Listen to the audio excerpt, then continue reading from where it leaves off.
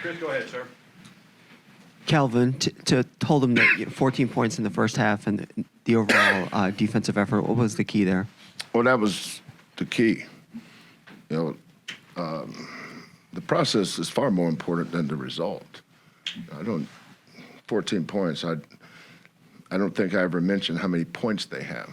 I talk about, our discipline, our communication, our help and recovery,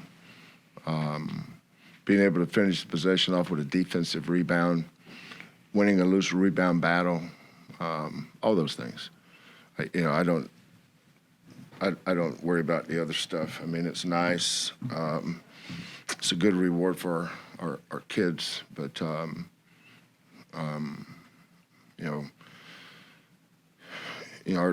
our defense keeps getting better because we keep working on it. This time of year, you're not who you are unless you've quit.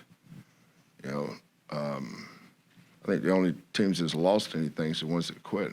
And every day we come down to the gym, we work on these new guys. Last year in this game, I had Jarris Walker, Marcus Sasser, Tremont Mark, Reggie Chaney, and Terrence Arsenault. Had all those guys in this game. I don't have any of those guys. I've got brand new guys. And then today in the second half, I lost J1 and Terrence. So defense is important for us. When you're down multiple players, you've got to have something to hang your hat on. That's what good teams do. They figure out how to win. You mentioned you lost J1. Is it his knee again, or? Yeah. Is it considered serious at all? I don't know. I haven't checked. And how important was it for you guys with this team's length, UCF, to defensive rebound for you guys? Yeah. Length is only a factor at the rim. I drew up a ATO and got a layup for, I don't know if you guys remember it. They had a wide open layup, and one of their 7-footers came out of nowhere and smacked it. Well, so does JVA. He's hard to score on around the rim. Blake had a couple. We missed so many layups, and we missed a dunk. But our rebounding, our defensive rebounding was really good today. I mean, they missed, 37 shots and had 9 offensive rebounds. Now, 2 of them were team rebounds, which means they got to take the ball out of bounds on the baseline. But they only got 9 live ball offensive rebounds, which means that we were doing a great job on the defensive boards. But that's part of defense. You can play the entire possession with your scheme or whatever, however how you guard the actions that you're trying to guard. And if they shoot and miss, possession's not over until you get the defensive rebound. So, when the ball is shot and practiced every day, we don't say, hey, good job, you made them shoot it and miss. You got to go get the rebound. Kelvin, Johnny mentioned JVA's ability to alter and with the blocks. But the last few games, especially, what have you sort of seen him, the progression there to develop where he's? Yeah, we thought he would be a second semester guy in the summer. When we looked at how we wanted to build our roster going forward, we thought JVA, first of all, needed to play. He needed the opportunity because he had earned it. And but I knew he was not going to be who he was going to be in November and December. Those are learning months. And, I just mentioned who we lost. And there's, I always have a strategy with my scheduling.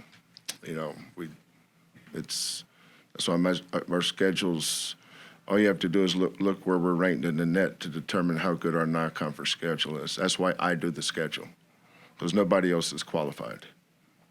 And then, but a lot of that was for JVA, a lot of it's for JoJo. We were a new team. A lot of people, not a lot of people, and nor should you. It's not your job. You don't have to. You guys evaluate the here and now, and you stay in the moment. But I know the inexperience of the group I'm coaching. You know, when LJ first got here, you know, it was tough for him because he had to buy in. You know, we have certain non-negotiables. You know, I don't care who you are. You know, nobody runs around here wanting your autograph or selfie. I don't care about none of that. Here's the way we play. Adjust, buy in. And it took him a while, but he did. He realized that nothing changes. Same with Jamal when he got here. But Javier's improvement is come from osmosis. You know, it just took time. But now he's I think he's a big part of who we are. Now the key for him is to continue to get better. How do I get better? And we'll show him how. That's what we're here for. Go ahead, Chris. Jay, how do you feel? You're getting better defensively. Is it more reacting now? Yes, sir. The game's kind of slowing down for me because it used to be like super fast, and like I really couldn't keep up. But now it's just like it's starting to slow down a little bit for me.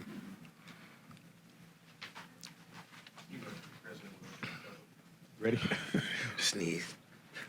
Sorry. Well, was today's matchup like UCF or facing UCF kind of like going against them in conference AAC because you knew them, they knew you? Yes and no. They've been playing with a heavy chip on their shoulder, and for good reason. And they've beat two really good teams at their crib. So you know, we had to really be prepared for today. And we prepared like any other game because they're a really good team. So it's not like the AAC. The Big 12, they've stepped their game up, and as they should. So they're a really good team, and we're prepared today. Jamal, the amount of pride you guys take in your defensive effort, what would you say if someone told you today's performance by them was the lowest that any team's ever shot field goal-wise in Big 12 history? I'd say good job on our part. You know, we followed the scouting report. Coaches did a good job of preparing us, and we followed the scouting report to a T, and we played defense pretty well tonight. We just fouled a little bit too much. Coach, you mentioned LJ. On that road trip, he had some inconsistencies shooting, but today he had a lot more efficiency. What did you think of his performance today?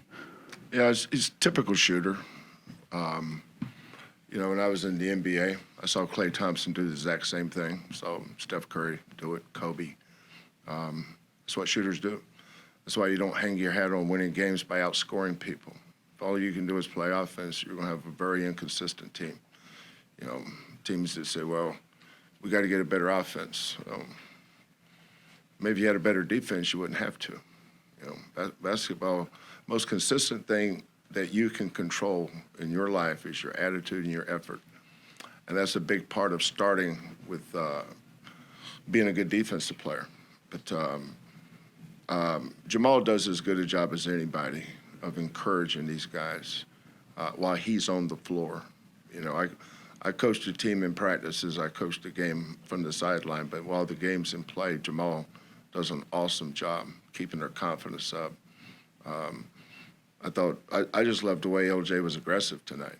You know, when you're a scorer, you got to stay aggressive. He kept shooting.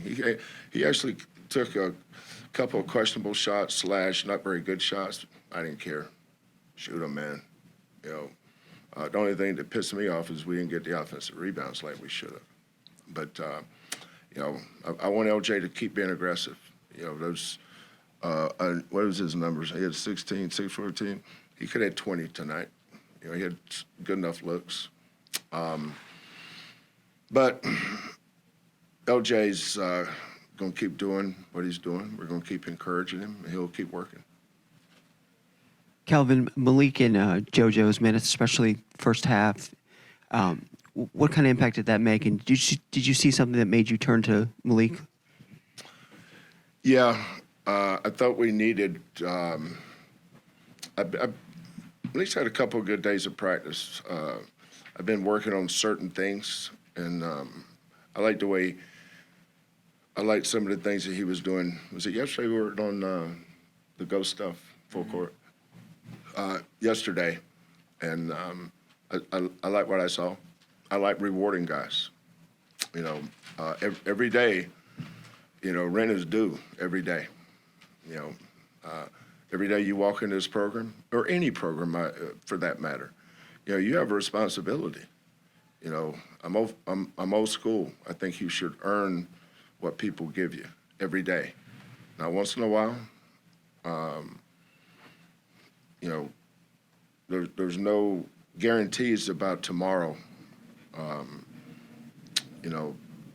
So when you show up every day, you show up to work. And if you don't, then there's going to be accountability. And sometimes with accountability comes consequences. But I like what Malik did today. Now we're going to struggle without J1 and Terrence. I keep saying Terrence because Terrence would have got a lot of minutes today. Our third four is Ramon, and J1 and Terrence today would have, of course, the game would have looked different with those two guys out there. But I love how hard Ramon plays. What do you do rebound wise? Yeah, you got three. Did you get 3 offensive rebounds? 1 offensive rebound. But he's always hustling. He's on the floor. That's a good role for him. But it's not a 30-minute a game role. 30-minute game role is for J1 and Terrence. JVA, excuse me, the other day we talked to you just about the season, but like what Coach said, the November, December to now, how do you see your progression and, in terms of you feeling comfortable out there when you go each game? Yes, sir. I mean, just, like earlier in the season was just kind of, my first time starting, getting out there. So it was like a lot of nerves and all that. But now that it's kind of settled in, and like I'm not as nervous anymore. So now I'm just out there, just able to play my game. Got time for one more question if anybody has it. Kelvin, just to go back on J1, is it because of the closeness of the games, do you limit in practice, or do you just kind of keep Well, there won't be much practice because of the closeness of the games. I mean, practice is, where you are out? practice can be a noun or a verb. So when you say practice, are you describing it or announcing it? Practice sometimes can be straight scout report and free throws. That's practice. And then there's October practice. There's no relation between the two. They're not even in the same state, same area code. So when I say limited in practice, they'll all be limited in practice. Coach, Javier, Jamal, thank you very much. All right.